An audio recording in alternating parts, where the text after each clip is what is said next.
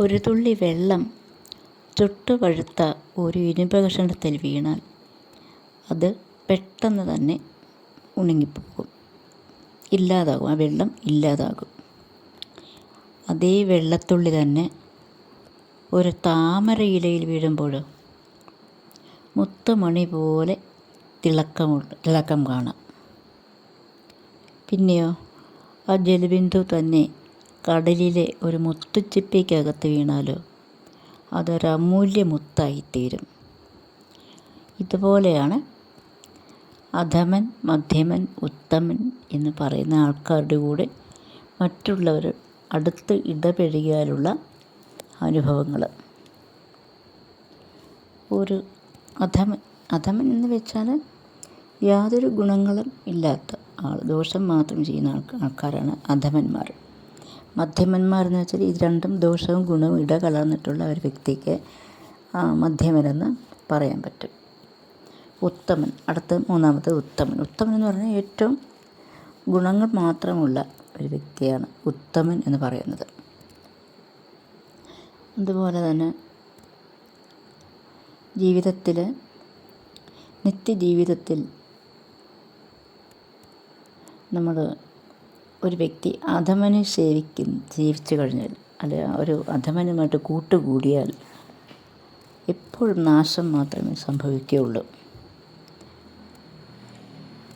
അതുപോലെ തന്നെ മധ്യമൻ്റെ കൂട്ടുകൂടിയാൽ, മധ്യമനുമായിട്ട് അടുത്ത് ഇടപഴകിയാൽ അല്ലെങ്കിൽ കൂട്ടുകൂടുകയാണെങ്കിൽ ചില നേട്ടങ്ങളുണ്ടാവാം, എങ്കിലും അവ നിലനിൽക്കത്തില്ല.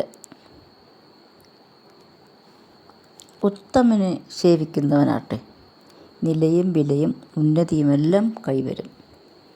ഒരാളുടെ ജീവിതത്തെ നന്നാക്കാനും കേടുവരുത്താനും കൂട്ടുകെട്ടിന് വലിയ പങ്കുണ്ടെന്നാണ് ഇവിടെ പറയുന്നത്.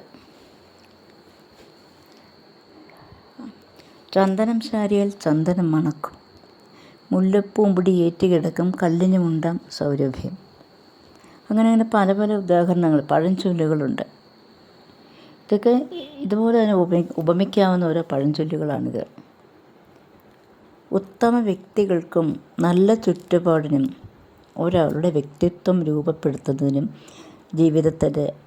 ജീവിതത്തെ അർത്ഥപൂർണ്ണമാക്കുന്നതിനും വലിയ പങ്കുണ്ട്. അതുകൊണ്ടാണ് പ്രത്യേകിച്ച് കുട്ടികൾക്ക് ഇതിനുള്ള സാഹചര്യം ഒരുക്കി കൊടുക്കണമെന്ന് പറയുന്നത്. അതിലൂടെ അവരെ വഴിപിഴയ്ക്കാതെ മുന്നോട്ട് കൊണ്ടുപോകാനും വീട്ടിനും സമൂഹത്തിനും നാടിനും ഉപകരിക്കുന്ന ഉത്തമ പൗരന്മാരായി വളർത്തിയെടുക്കാനും കഴിയും. നല്ലത് കാണാനും കേൾക്കാനും ചിന്തിക്കാനും കഴിയുമ്പോഴാണ് ജീവിതം നല്ല ദിശയിലേക്ക് പുരോഗമിക്കുന്നത്. ഇതിനെല്ലാം വേണ്ടത് സജ്ജന സംസർഗവും സത്സംഗവും മാത്രമാണ്. കേട്ടിട്ടില്ലേ, ഉന്നത കുലത്തിലൊക്കെ ജനിച്ച ഒരു വ്യക്തിയാണെങ്കിലും അവൻ ദുർജന സംസർഗം ചെയ്യുകയാണെങ്കിൽ തീർച്ചയായിട്ടും അവനും അധമനായി പോകും. അധപ്പതിച്ച ജീവിതമായിരിക്കും അവന് കിട്ടുന്നത്. നേരെ തിരിച്ച് ഏറ്റവും ഒരു താഴ്ന്ന ഒരു കുലത്തിൽ ജനിച്ച ആളാണെങ്കിലും സത്സംഗത്തിലുള്ള ഒരു ആളുമായിട്ട് കൂട്ടുകൂടിയാലോ അവനും ഉത്തമനായിത്തീരും. നേരെ തിരിച്ച് അങ്ങനെയും സംഭവിക്കാം. ഇതൊക്കെ പറയുന്നത് കൂട്ടുകെട്ടിലൂടെയാണ് ഒരു വ്യക്തി നന്നാകുന്നതും അല്ലെങ്കിൽ ചീത്തയാകുന്നതൊക്കെ. എപ്പോഴും കുട്ടികളായാലും അത് മുതിർന്നവരാണെങ്കിൽ പോലും നല്ല കൂട്ടുകാരെ കിട്ടുകയാണെങ്കിൽ അവർക്ക് ജീവിതത്തിൽ തന്നെ ഉയർച്ച ഉണ്ടാകും, സമാധാനവും സന്തോഷവും എല്ലാം ഉണ്ടാകും. കുട്ടികൾ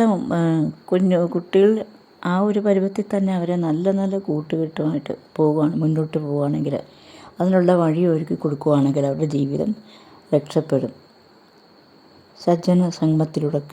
സത്സംഗത്തിലൂടെയൊക്കെ അവരെ അതിലോട്ട് നയിക്കുകയാണെങ്കിൽ അവരുടെ ജീവിതം ഒരുപാട് ഉയർച്ചയിലേക്ക് ചെന്നെത്തും. ഇത് നമുക്ക് എല്ലാവർക്കും അറിയാവുന്ന കാര്യമാണ്. പിന്നെ തുടർന്ന് അങ്ങനെ തന്നെ നമ്മൾ മുന്നോട്ട് പോകാൻ നമ്മുടെ കുടുംബം ഒന്നാകെ രക്ഷപ്പെടുകയും സമാധാനമുള്ള ജീവിതവും നമുക്ക് കിട്ടും. ജീവിതം ഈശ്വരൻ്റെ ഒരു ദുർലഭമായ ഒരു അമൂല്യ വരദാനമാണ്. അതിനെ സന്മാർഗത്തിൽ ചരിച്ച് ഉദാത്തമാക്കുക എന്നതാണ് ഈശ്വരനോട് കാണിക്കാവുന്ന ഇല്ലാത്ത നന്ദി.